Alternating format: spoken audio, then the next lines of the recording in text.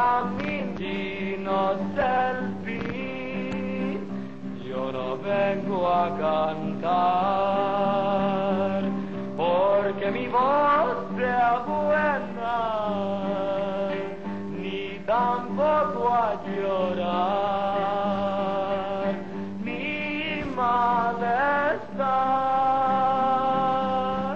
que no quisiera yo descansar, pero mi alma grita, tú no puedes descansar, desde Belén voy hasta Sacramento, hasta Sacramento, mis derechos a pelear.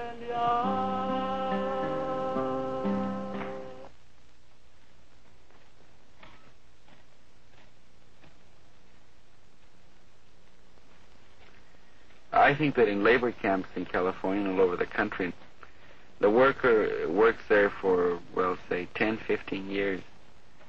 They're there, and if they're needed, they'll go work and work as long as the boss wants them to work, although at the loss of a lot of their own freedom, you know.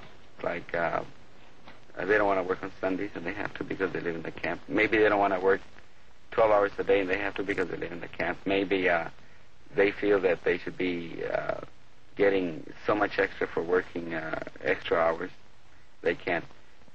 And the men submit to this because it's easy. It's a real easy thing to do. There's a place to sleep, and there's a mess hall where you can go eat. Pretty soon within this structure, they began to find some kind of false security.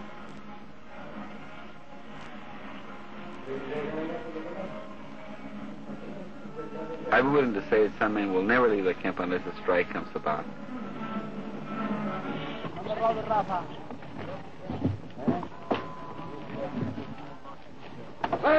Huelga! Come out of the field! Come out of the field! Don't break the strike! Now, a strike comes about, and we have then a disruption of this system that's been built in the labor camp. Make the throne, sign a contract. Support the union.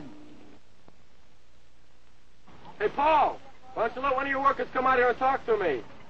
You wait right here, and when they come out, I'll be leaving quitting time. When they come out, you can stop anyone you want to stop and let them talk. Just let one of them come out and talk. They don't want to come out now. Oh, come on. There's pressure and fear of the Corps, the fear of the police, the fear of losing the strike, the fear of not being blackballed, and all these fears. You ever told them that they're breaking the strike? Have you ever told them what a union is? Do any of the people in here know what a union is? What it's for? So maybe their kids can go to school like yours will? So maybe they can live in a house instead of a labor camp? Maybe someday when they work they can have bathrooms? Why don't you tell them about that, Mr. Pagliarulo?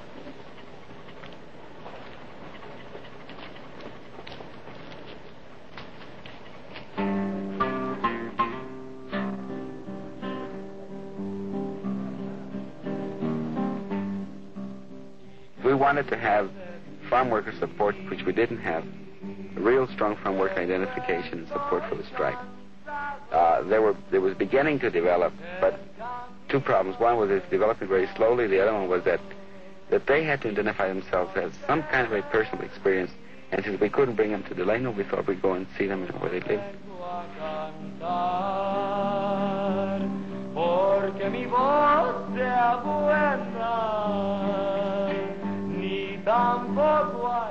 We knew that it's very difficult to convey a message, in this case to farm workers, about a strike in Delano, even though they want to be 100 miles away. And so we wanted to go through the various towns in the valley between Delano and Sacramento to symbolize the strike to the farm worker. In other words, it would be a real thing to them. And we saw that an unexpected thing happened.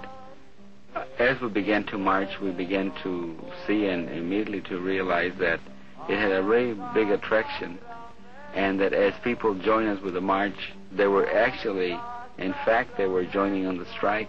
They were joining in many cases with the association, identifying with the cause. And by marching, actually, they were really participating in the struggle with us.